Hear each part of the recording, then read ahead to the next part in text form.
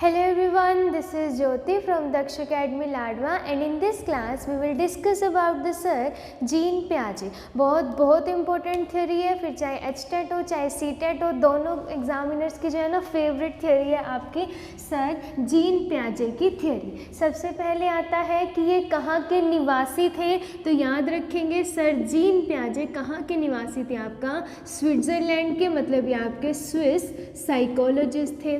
दूसरा, इन्होंने क्या किया था, अपने ही बच्चों पर एक्सपेरिमेंट किया था। ऐसे दो साइकोलॉजिस्ट हुए हैं जिन्होंने अपने ही बच्चों पे एक्सपेरिमेंट किया, एक तो सर जीन पियाजे और दूसरे आपके वॉटसन, ठीक है, जिसको बिहेवियरिस्ट के जनक बोला जाता है, व्यवहारवाद के जनक जिसको कहा जाता है सर जेबी वॉटसन को। तो इन्होंने क्या किया था, experiment on their own children, 3 बच्चे थे इनके, उन पे क्या किया था, इन्होंने एक्सपेरिमेंट किया था।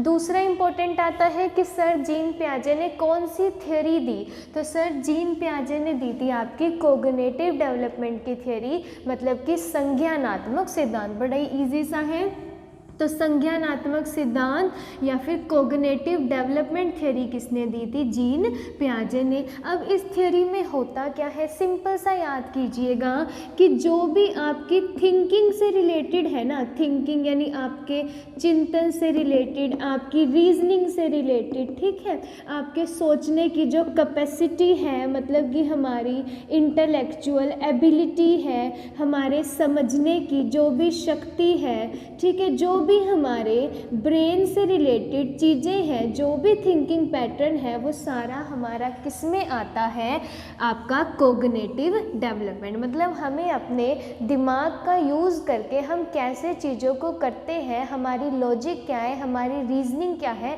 हम चीज़ों के बारे में कैसे सोचते हैं, वो सारा का सारा जो हमारे माइंड का प्रोसेस है वो आपका किस में आता है, आपका कोग्निटिव डेवलपमेंट में, संज्ञानात्मक विकास में।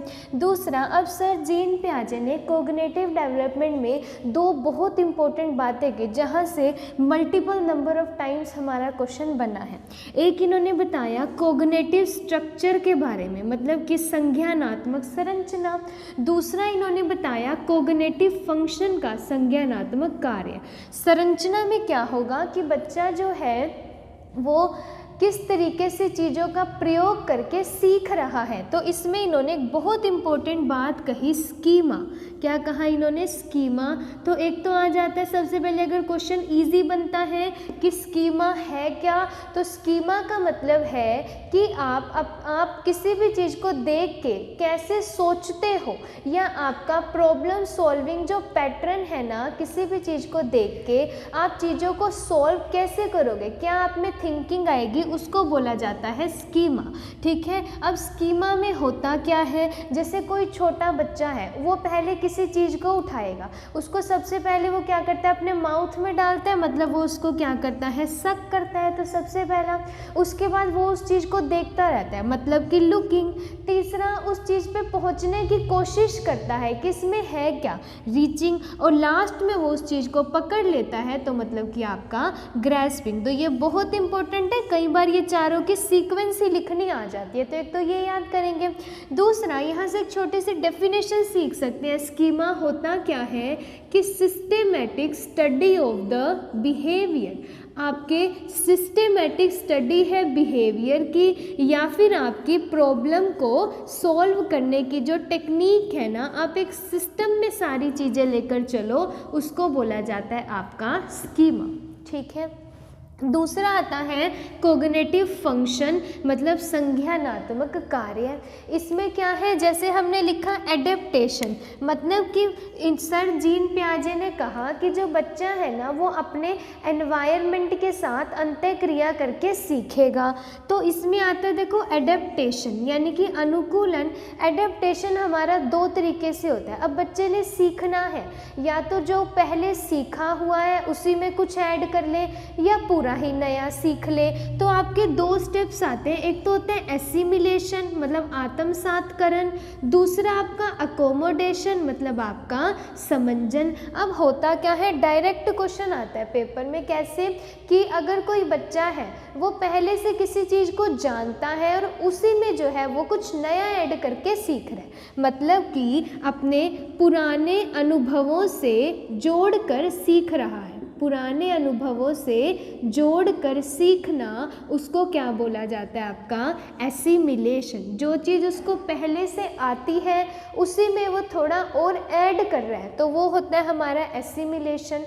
अगर मैं बोलूँ अकोमोडेशन, देखो नाम से पता लग रहा है अकोमोडेशन, इसमें मोडेशन जैसा आ रहा है ना, तो मतलब चीज़ें बच्चा जो है यहाँ पे क्या कर रहा है, मॉडिफिकेशन, यानी कि पूरा क्या करना, नया सीखना। बच्चा यहाँ पे क्या कर रहा है, जब वो नया सीख रहा है किसी चीज़ को तब उसको क्या कहा जाता है, मॉडिफिकेशन मतलब आपका अकोमोडेशन। और पुराने अनुभवों से जोड़कर सीखना वो हो जाएगा आपका एसिमिलेशन। ठीक है, चलिएगा यहाँ तक ये हो जाता है। अगर लेकिन मैं बात करूँ कि एसिमिलेशन और एकोमोडेशन दोनों में सामंजस्य बिठाना, विद आवर एनवायरनमेंट, वातावरण के साथ लिंक करके दोनों को अच्छे ढंग से चलाना, वो किस में आता है आपका इक्विलिब्रियम, यानी कि चीज़ों का सामंजस्य बिठाना। इन दोनों को एसिमिलेशन एंड एकोमोडेशन को विद एनवायरनमेंट, ये क्या हो जाता है हमारा इक्विलिब्रियम। ठीक है,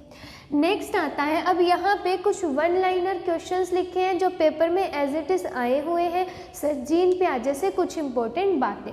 सबसे पहले अगर मैं बात करूँ, जो पियाजे थे ना, उन्होंने दर्शन की ज्ञान मीमांसा या प्राणी विज्ञान के बारे में बताया। मतलब सर पियाजे ने किसके बारे में बताया, एपिस्टीमोलॉजी, मतलब कि हमें शब्दों को सीखना है, हमें किसी भी वर्ड को देख के उसका मीनिंग निकालना है, तो एपिस्टीमोलॉजी की बात आपका किसने करी, सर जीन पियाजे ने। दूसरा वो कहते हैं कि बच्चे जो है ना पहले वो इजी चीज़ें सीखते हैं फिर वो मुश्किल पे जाते हैं, मतलब जनरल से किस पे जाना, आपका स्पेसिफिक पे जाना। तो इसको हम कह सकते हैं कि संप्रत्यय निर्माण करना, मतलब कि कंसेप्ट फॉर्मेशन करना, फॉर्मेशन ऑफ द कंसेप्ट, हमें अपना कंसेप्ट बिल्ड करना है, because concept is the power.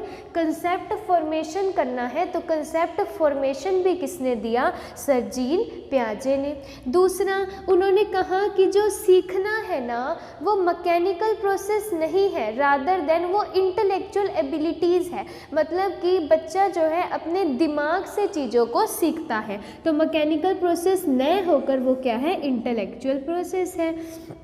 Next इन्होंने एक और इम्पॉर्टेंट थ्योरी दी, इन्होंने क्या कहा, इंटरएक्शनिस्ट व्यू पॉइंट, यानी जो बच्चा है वो अंतःक्रियावादी है। कैसे अंतःक्रियावादी, मतलब कि अपने अनुभवों से जोड़कर वो सीखता है, अपने वातावरण के साथ सामंजस्य बिठाकर अपने अनुभवों से वो सीखता है। तो ये होता है उसका मैच्योरेशन लेवल, कि अनुभवों की अंतःक्रिया पर निर्भर करता है। ठीक है, आई होप आपको ये थोड़े से पॉइंट समझ में आए होंगे। इसके बाद जो यहाँ से तो हमारा पक्का क्वेश्चन बनता है स्कीमा, आपका एसिमिलेशन पुराने से नया, एकोमोडेशन नया सीखना, और ये ठीक है। इसके बाद नेक्स्ट आती है हमारी stages of the Piaget's cognitive development. चलिएगा, इससे नेक्स्ट क्लास में हम जो है सर पियाजे की स्टेजेस के बारे में करेंगे, जहाँ से हमारे काफ़ी सारे क्वेश्चन बनते हैं। आई होप आपको क्लास अच्छी लगी हो, वीडियो अच्छी लगी हो तो लाइक शेयर एंड कमेंट कर दीजिएगा। चैनल पर नए हैं तो चैनल को सब्सक्राइब करना मत भूलिएगा एंड बेल आइकन को प्रेस कर दीजिएगा, ताकि सभी वीडियोज़ की नोटिफिकेशन टाइम टू टाइम मिलती रहे। Thank you, thanks for the watching.